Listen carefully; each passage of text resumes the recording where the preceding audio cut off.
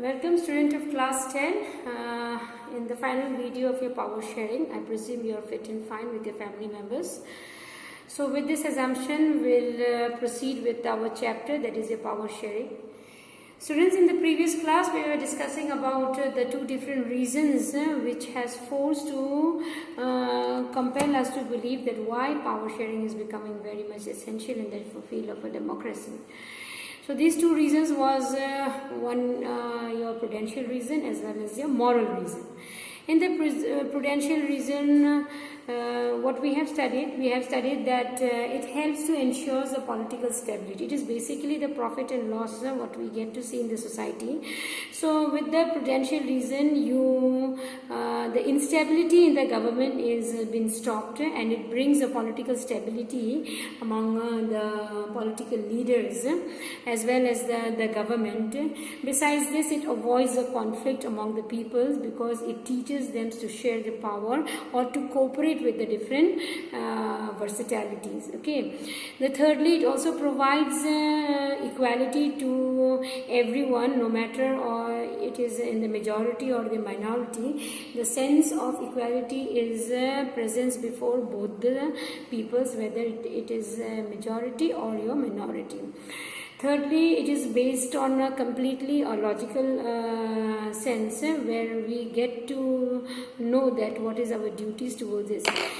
Whereas in the moral reasons, what we get to see that it makes the people to have faith in the democracy. How? Because the leaders, when they are elected, they are accountable to the people.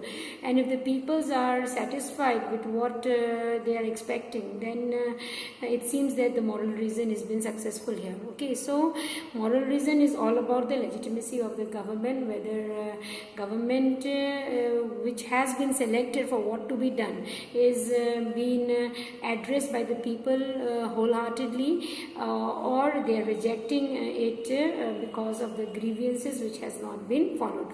So moral reason depicts the fact that the government is successful in ruling a country and by being accountable for what it has been doing in the country for the welfare of the people. Okay, so these are the things which we have studied in the previous class. In today's class we will also see the power sharings between the different organs of the government. We will also see the power sharing between the different communities. Then we'll see the pressure groups, the interest group, how they are being influencing the political parties. And besides that, we will also see the national level power, state level and your local level power. So both the horizontal, vertical powers will be discussed here.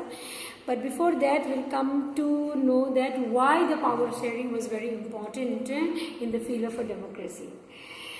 It was a time when during the time when democracy was not been available in our country. Then that people believe that a single group of the people may rule the country, because ruling by the single people or the group of the people at one place makes many things very easy. Like for an example, it was felt that the decision power will be dispersed quickly. Secondly, it was also felt that it was also felt that it will be easy for the people to enforce it. Okay, so it was also felt that the decisions under one umbrella will be held up, and with this the conveniency of the government could be seen. Okay, so this was an age-old tradition where the people wanted to have the power in one hand, and they wanted to dispute and they wanted to deliver a quick judgment by following this kind of a process. But as the time passed by, as the time when we have read the democracy story in the previous classes, what we have seen, it has taken a big journey in order to be it successful. So as the time has come for this era, that is a democracy era, the people have started realizing that if the power is concentrated into one hand, then it becomes difficult for the peoples to give a justice regarding the democracy, because the democracy comes from the two words which means demo and kratia. Okay, and demo means your rule, and Kratia means your people. So it is a rule by the people. Okay. So if we are using this definition of Abraham Lincoln, that is democracy may be defined as of the people, by the people, and for the people, then it will be totally wrong to say that the power should be concentrated in one single hand, because the definition itself reveals this fact that the democracy should be from the people and for the people, and it should also be for the benefit of the people. Okay, so in this case what we'll take, we will see that how democracy has compelled us to share the power. But before that, we will see some of the basic principles of democracy. So why it has made the term power sharing very much internal part in the democracy. So what does the first point says? It says that people are the major source of all political power. The first basic principle of democracy is that here the people is the all in all. You have to take the judgments regarding the perspective of the people. So people are the major source of all political power, whether it is a national level, state level, or local level. Here people is the prime factor. Okay. The second one is, it says people rule themselves through institution of self-governance in a democracy. It has also been said that democracy is a kind of a government where the peoples represent, elect their representative, and these representatives rule the country. So they are, what they are doing? They are electing by themselves, means the representative which has been elected by the common people is going to govern the country. Okay, so this is the second basic principle. It says that people believe in the self-governance, okay, in a democracy. Nothing should be selected and given to the people. The people need to elect themselves whoever is going to represent their constitution. And the third is what? It is a good democratic government. Due respect is given to the diverse views that exist in the society. The third basic principle regarding the democracy is what? A good democratic government gives weightage to the people's views, okay, and the people's rights. Okay, it is because of the people this democracy has been running. So here the respect should be given in the diversity of the views as well as the different social groups which is existing in the society. Okay. Fourth, what does it say? Everyone has a voice in shaping of the public opinion. Okay, so everybody has a voice, whether it is a majority party, it is an opponent party, it is the citizens, it is the media. So everybody is taking a holistic approach in bringing the democratic kind of a government. Okay, it helps to shape the different policies and programs of the country. Then lastly, what does it say? In a democracy, political power should be distributed among as many people as possible. Okay, this is the last basic principles of the democracy, where it says that the political power needs to be distributed at the grassroots level, right from the center to the grassroots level. As much as the people are taking participation in the democracy, this will widen the scope of a democracy. So democracy is not good or bad. Democracy needs to be judged as per the time for the different parts, for the different countries, because it keeps on changing, because the desire, aspiration and challenge keeps on changing. So the demand of the democracy also needs to be changed. Okay, so democracy is not something good or bad. When we compare this form of a government with a different form of a government, then we can say it is the best form of a government because it caters to the needs of the common people. Okay, now let's see at the other side what we have.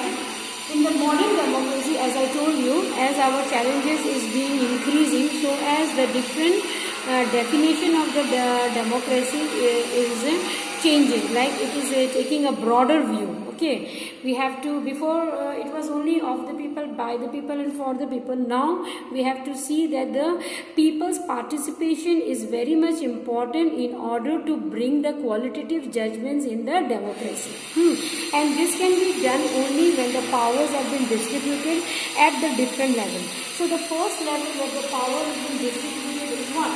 In the different organs of the government. Okay. The second where the power is being distributed is in the different levels.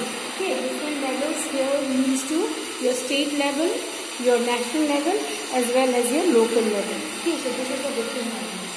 And the third is what? Powers being shared among various communities. It can be your scheduled caste, it can be your scheduled tribe, your vulnerable groups, or it can also be your women communities, or it can also be reservation given to all the minorities. So different communities can come together. Then the last one, what does it tells about? It tells about arrangements of power sharing can be seen in the political parties, pressure groups, movement.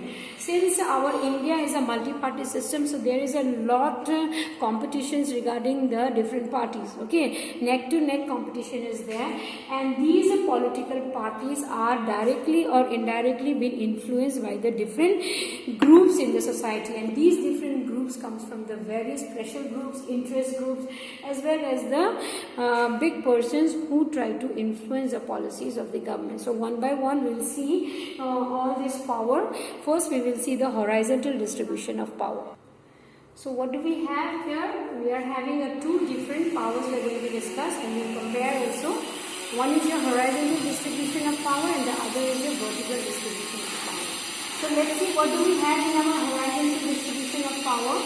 In the horizontal distribution of power, the power has been divided into three different bodies. One is the legislature, the other is the executive, and the third is the judiciary. So what is the function of the legislature? As in the previous class I told you, the legislature basically frames the law for the constitution of our country. Okay, its main work is to frame the law for our country.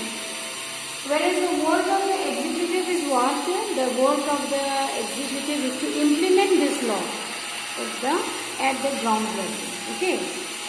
And the third is what? Judiciary. So what is the work of the judiciary? Judiciary has to pass out the decisions regarding the disputable cases, or it has to give a judgments regarding any cases which is under dispute. So what are the features we get to see with this distribution of power? First thing what we get to see is that same levels exercise various powers. Okay, they are not subordinate to each other. They are at the same designation. They are equal to each other. The member of the legislature is equal to the member of the executive, and the member of the executive is equal to the member of the judiciary. Nobody is under anyone. Secondly, what does it say? It cannot, any organ cannot exercise any unlimited power. Okay, if they have to exercise this power within the jurisdiction in which they are governing. They cannot exercise crossing their boundaries. Okay. The third is what? Each organ checks the other. Okay. The legislature will directly or indirectly check the powers of the executive. Like for an example, in your book it has been said that government officials and ministers exercise the power. They are responsible to the state assemblies as well as to the parliament. In the same way, the judges, which is appointed by the executive, now what they do, they can check the functioning of the laws or the executive made by the legislature. So one or the other keeps on having a check on the others, and this process is known as your checks and balances. Okay, it helps to maintain that everybody do their work perfectly, and these themselves they supervise the work of the respective organs. Okay. Then the second power is what? The vertical distribution of power. In the vertical distribution of power, we are having the power which is divided into union level and your state level. Basically, in many countries you'll see that the power has been divided into the central level and as well as the state level. Okay, so this kind of division of the power is basically known as a federal form of government. Like USA is one of the examples. India is also one of the examples. But in India, what do we see that in USA, what is the major difference is that the central level and the state level, they are independent to each other. Whereas in our country, it is not like that. The power is coming from top to bottom. Okay, the power will not go from the bottom to the wrong process. This is the right process. So what does it mean to say that the state government has to listen to the union government? But in other countries like the USA, this has not been done.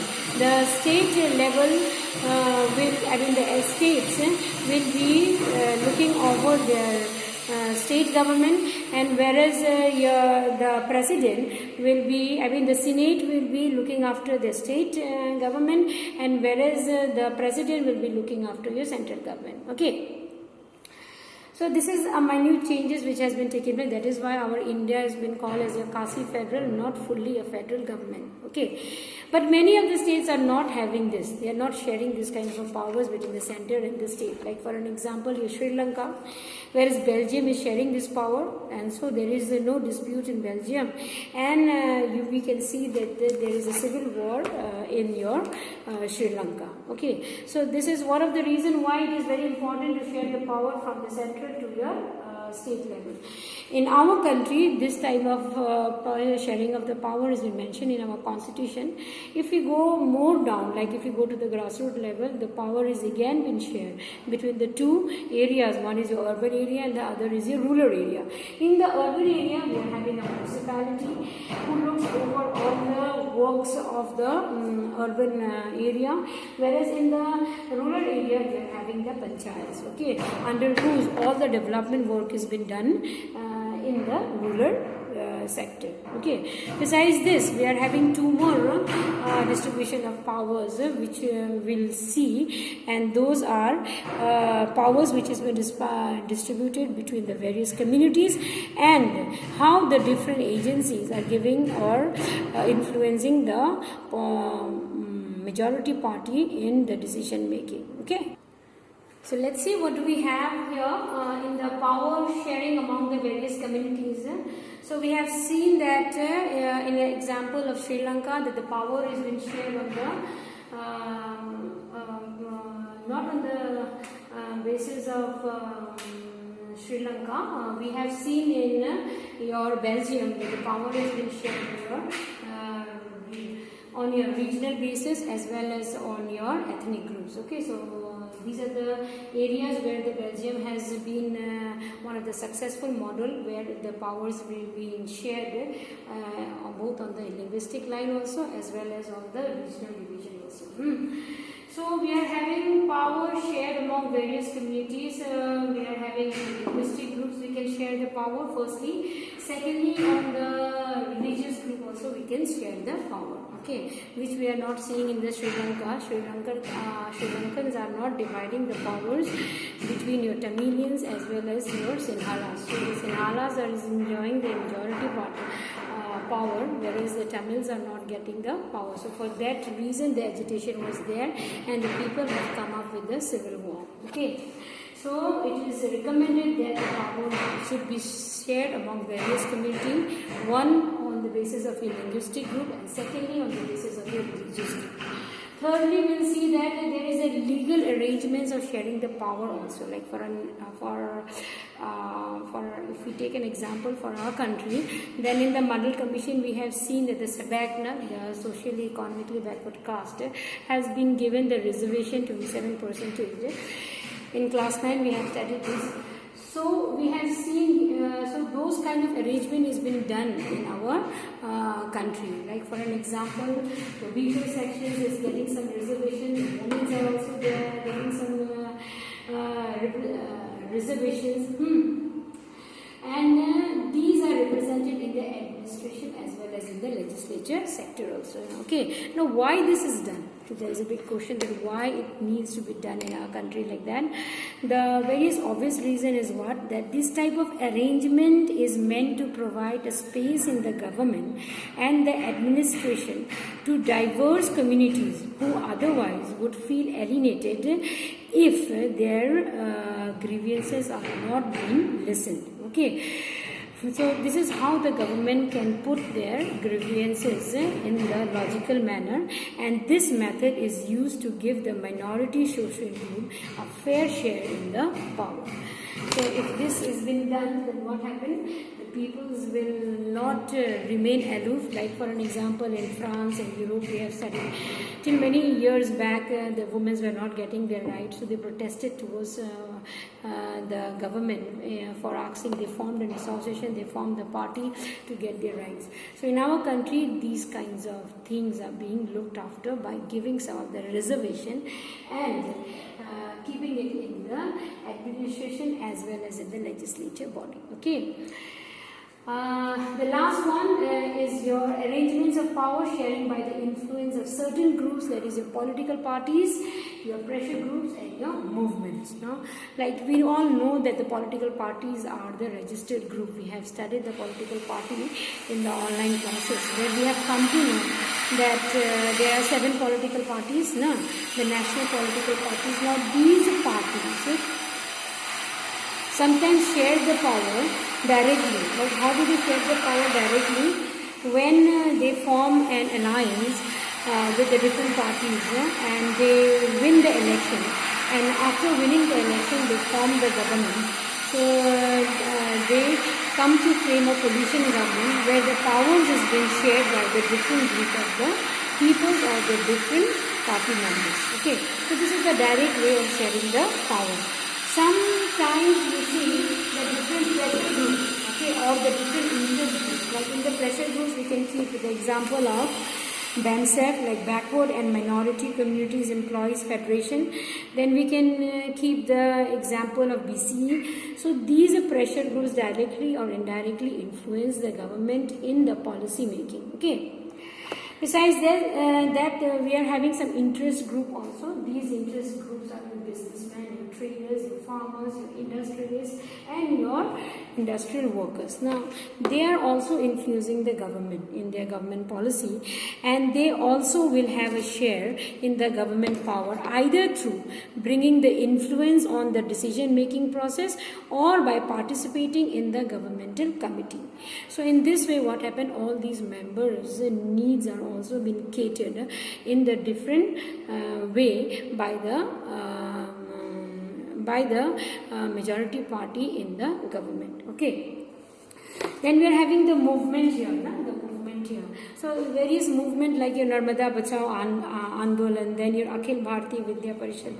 And various movement like your, these all movements are being done for the welfare of the people. So government while framing the policy look over this very minutely and see that if some changes can be brought in the society, that they do that. Okay, so in this way power sharing becomes desirable in order to omit our ethnic violence or our casteism or our regional diversity. So when we share the power, then all these things we can omit in a single decision making process. Okay, so in the modern democracy we have now very much understood that why the sharing of power becomes important for us, because it helps us to keep peace and harmony in the country, and it also helps the people to participate in the decision making process,